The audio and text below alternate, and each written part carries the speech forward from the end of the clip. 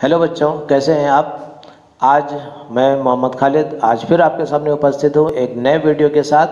आज हम लोग पढ़ने वाले हैं कक्षा 8 की गणित की अभ्यास 1E। इस अभ्यास में कुछ प्रश्न दिए हुए हैं जिनको हमें सॉल्व करना है, लेकिन उन प्रश्नों को सॉल्व करने के लिए बहुत ज़रूरी है कि पहले उन नियमों के बारे में जानें जिनके आधार पर उन प्रश्नों को हल करना है। तो ये नियम जो है ये परिमेय संख्याओं के प्रगुण कहलाते हैं। परिमेय संख्याओं के प्रगुण के बारे में हमको समझना है कि ये क्या होते हैं।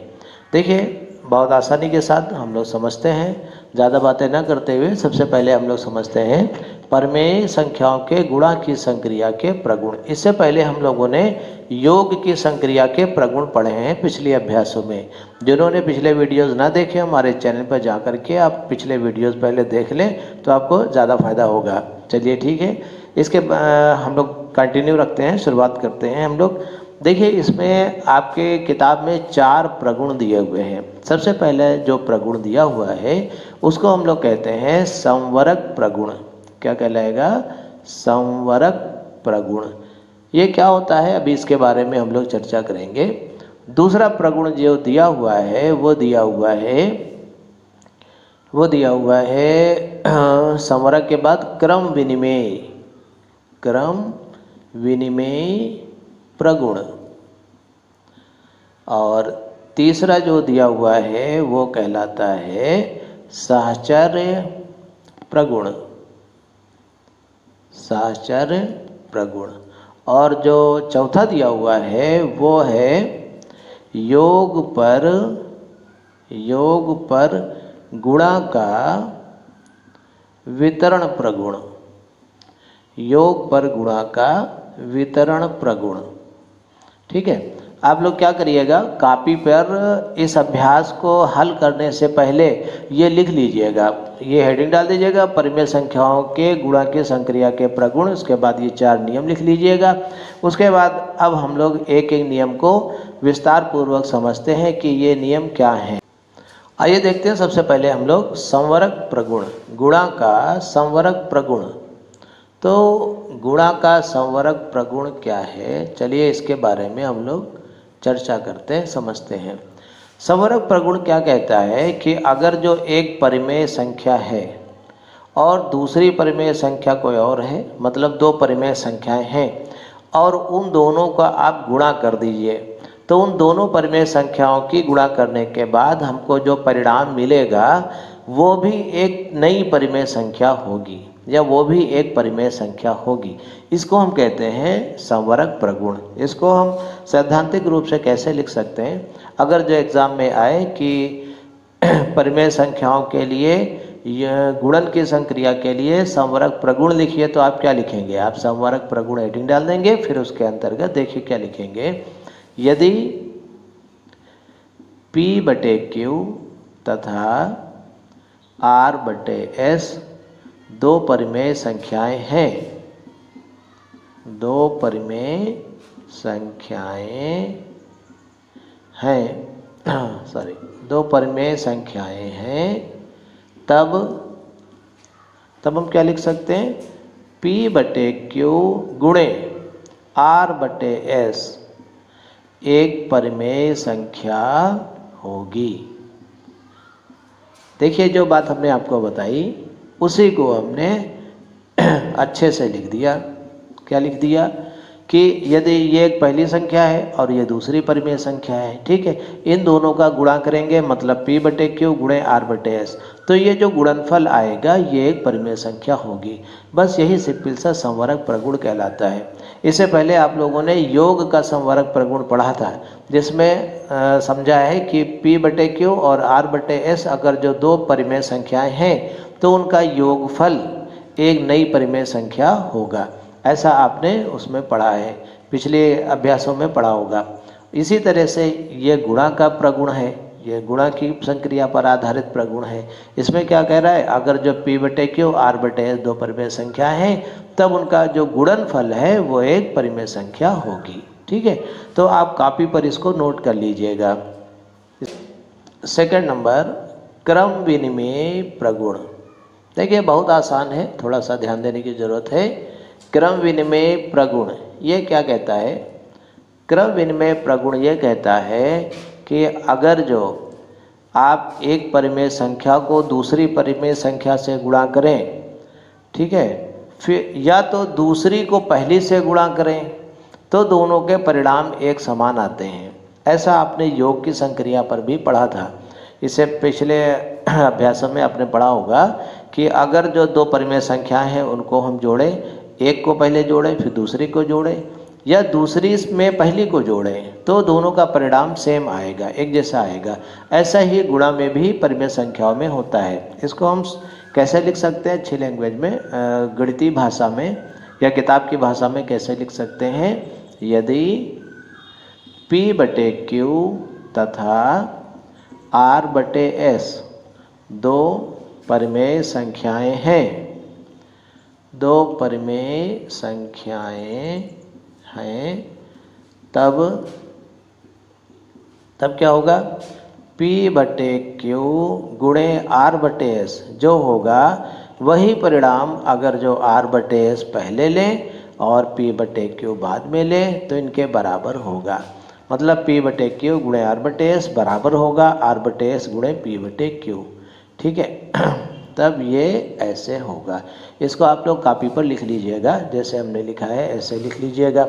अब देखिए इसमें किताब में जो प्रश्न पूछा जाता है वो कैसे पूछा जाता है? कुछ एक एग्जाम्पल दे दिए होंगे परिमेय संख्याओं के, जैसे कोई परिमेय संख्या दे दिया, दूसरी परिमेय संख्या दे दिया और कहा कि आप सिद्ध कीजिए कि क्रम विनिमय प्रगुण इसके ऊपर लागू होता है। तो आप उसमें क्या करेंगे? पहली संख्या को दूसरी संख्या से गुणा करके एक परिणाम निकालेंगे, फिर दूसरी संख्या को पहली संख्या से गुणा करके दूसरा रिजल्ट निकालेंगे, पहिया परिणाम निकालेंगे। दोनों के परिणाम बराबर होंगे तब हम कहेंगे कि ये जो है क्रम विनिमय नियम इसमें लागू है, ठीक है। ऐसा किताब में एग्जाम्पल दिए हुए हैं, आप किताब से भी देख सकते हैं। और अभी जब हम लोग एक्सरसाइज पढ़ेंगे तो उसमें होंगे तो वो हम आपको सॉल्व करवा देंगे। फिलहाल आप नियम को अच्छे से समझ लीजिए और इसको कॉपी पर लिख लीजिए। आइए देखते हैं तीसरा प्रगुण, जिसको हम कहते हैं साहचर्य। साहचर्य प्रगुण या साहचर्य नियम भी कह सकते हैं। देखिए इसमें तीन परिमेय संख्याएं यूज़ की जाती हैं और देखिए इस नियम को पहले हम लिखते हैं, बाद में इसको समझते हैं कि ये क्या होता है। क्या नियम है ये? यदि P/Q R/S T/U, अब इसमें तीन संख्याएं हैं, तीन संख्याएं हैं या तीन परिमेय संख्याएं हैं, तीन परिमेय संख्याएं हैं, तब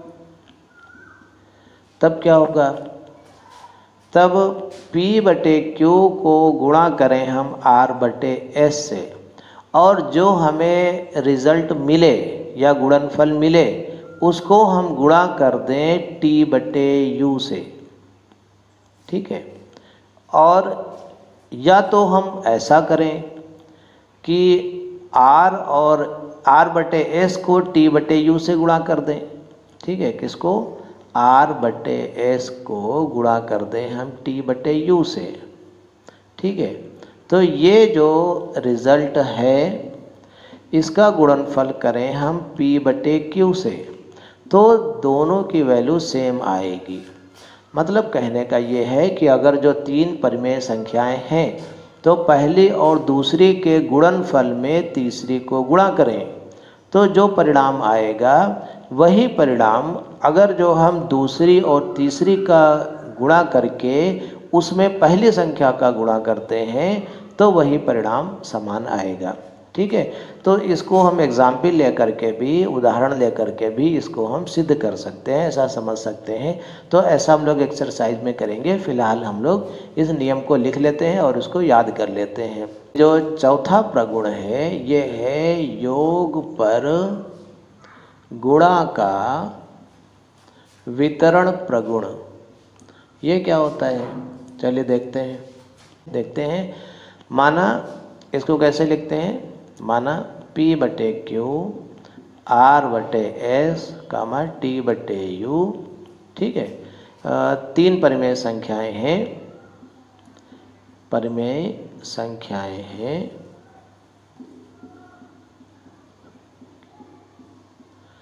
परिमेय संख्याएं हैं तब हम क्या लिख सकते हैं, तब देखिए ध्यान दीजिएगा, हम लिख सकते हैं P/Q, इसको गुणा कर दीजिए R/S और T/U के योगफल से।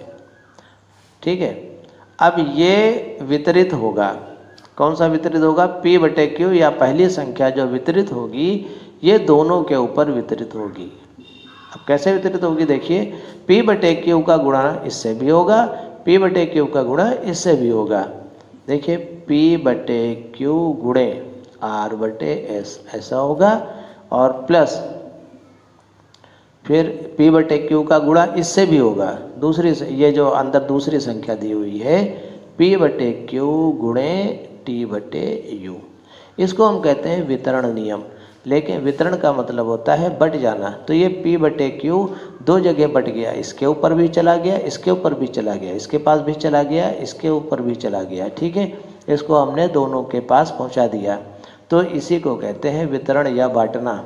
ठीक है, अब देखिए फिर से समझिए, यहाँ पर जिस तरह से आप लोग पिछली कक्षा में ब्रैकेट खोलते थे वही प्रक्रिया को लिखा गया है, उसी को ब्रैकेट खोलना भी वितरण प्रगुण ही होता है। लेकिन वितरण प्रगुण थोड़ा भारी शब्द हम लोगों को पढ़ने में लगता है, लेकिन ब्रैकेट खोलना आसान लगता है। तो ब्रैकेट खोलना वो एक साधारण भाषा का शब्द है और जनरली हम लोग ऐसे ही इस्तेमाल करते हैं, लेकिन नियम वास्तव में वो क्या होता है, वो वितरण नियम ही होता है।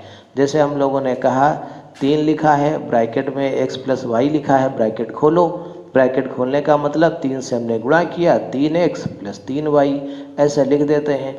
तो ये होता वितरण नियम ही है, लेकिन हम लोग साधारणतः इसको कहते हैं गुणा करना या ब्रैकेट को खोलना। ठीक है, तो वही चीज़ ये लिखी हुई है। इसको अब हम परिमेय संख्याओं के उदाहरण लेकर के भी इसको हम लोग हल करेंगे, लेकिन वो एक्सरसाइज में करेंगे। किताब में उदाहरण भी दिए हुए हैं, आप उदाहरण देख करके इसको हल कर सकते हैं। ठीक है, अब हम लोग अभ्यास के प्रश्नों को देखेंगे। आइए देखते हैं, जो हमारे अभ्यास 1E में प्रश्न दिए हुए हैं उनके हल देख लेते हैं। पहला प्रश्न ये दिया हुआ है कि निम्नांकित कथनों में से सत्य कथन को चुनिए। जो पहला प्रश्न दिया है इसमें जो पहला खंड दिया हुआ है उसमें दिया है 2/-5 गुणे -3/4 बराबर दिया हुआ है -3/4 गुणे 2/-5। देखिएगा ध्यान से, ये इस प्रश्न में देखिए गिनतियों को आपस में बदल दिया गया है। देखिए पहली संख्या बाद में लिख दी गई, दूसरे और बाद वाली संख्या को पहले लिख दिया गया। मतलब पहली संख्याओं को दूसरी संख्या, मतलब पहली और दूसरी संख्याओं के क्रम को चेंज कर दिया गया है। तो अभी हम लोगों ने पढ़ा था क्रम विनिमय नियम, मतलब दो परिमेय संख्याओं की जब गुणा की जाती है तो उनके क्रम को चेंज किया जा सकता है। उस नियम के आधार पर यह पहला वाला कथन सत्य है, तो हम इसको क्या लिख देंगे कि यह कथन सत्य है। ठीक है, इसी तरह से दूसरे वाले प्रश्न में हम लोग देखते हैं कि ये प्रश्न क्या कहता है। इसमें देखिए 3 परिमेय संख्याएं दी हुई हैं, पहली और दूसरे का गुणा करके उसके परिणाम में अगर जो आप तीसरी का गुणा करते हैं तो वह सेम होगा, बराबर होगा, अगर जो आप दूसरी और तीसरी के गुणनफल में पहली संख्या का गुणा करते हैं। ऐसा इसमें लिखा हुआ है। अभी हम लोगों ने पहले पढ़ा था, ये नियम कौन सा नियम है, याद करिए अच्छे से, इसको हम कहते हैं साहचर्य नियम। क्या कहेंगे, साहचर्य नियम। उस नियम के आधार पर यह वाला कथन भी सत्य है, तो हम क्या लिखेंगे इसको, ये सत्य है। और अगर जो नियम आप लिखना चाहें तो यहाँ पर लिख दीजिए सत्य, उसके साहचर्य नियम के आधार पर। और ये किस नियम के आधार पर, यह वाला क्रम विनिमय नियम के आधार पर सत्य है। लेकिन हम लोगों को केवल सत्य और असत्य ही बताना है, इसलिए ऐसे ही लिख दीजिए, ठीक है। लेकिन आपको मालूम होना चाहिए कि कैसे हमारा उत्तर सही है। चलिए देखते हैं तीसरा वाला प्रश्न। ये कह रहा है 3/4 और -5/7 का गुणनफल परिमेय संख्या नहीं है। इसका मतलब देखिए क्या हुआ, किस नियम के आधार पर ये सही है या गलत है, हमको लोगों को समझना है। देखिए 3/4 ये एक परिमेय संख्या है, -5/7 ये भी परिमेय संख्या है, और अगर जो हम गुणा करेंगे इन दोनों का तो जो गुणनफल आएगा वो भी एक परिमेय संख्या ही होगा। ऐसा एक नियम हम लोगों ने पढ़ा था। वो नियम क्या कहलाता है? सबसे पहला नियम अभी पढ़ा था थोड़ी देर पहले, उसको क्या कहते हैं हम लोग? संवरक प्रगुण या संवरक नियम। तो संवरक नियम के आधार पर ये स्टेटमेंट या ये कथन जो लिखा हुआ है ये सही नहीं है। इन दोनों का गुणा करेंगे तो इनका गुणनफल एक परिमेय संख्या ही होगा, लेकिन इसमें लिखा है परिमेय संख्या नहीं है, तो इसका मतलब ये गलत लिखा हुआ है।